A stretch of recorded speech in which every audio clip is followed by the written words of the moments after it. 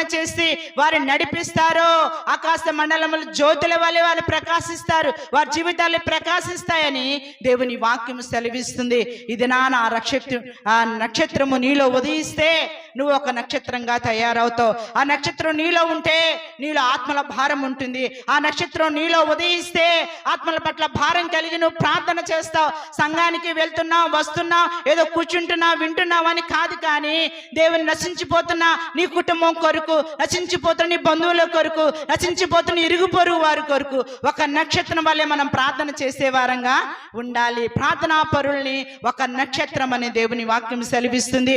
ఎవరైతే ఆ ప్రార్థనతో దేవుని సన్నిధికి నడిపిస్తారో వారిని ఎంతమంది అయితే దేవుని సన్నిధిలోనికి రక్షణ పొందినట్లుగా కారకులు అవుతారో వారందరూ ఆకాశ మండలంలోని జ్యోతుల వలె నిరంతరము, ఒక క్రిస్మస్ నెల కాదంట, నిరంతరము బ్రతికినంత కాలము మీరు ప్రకాశించే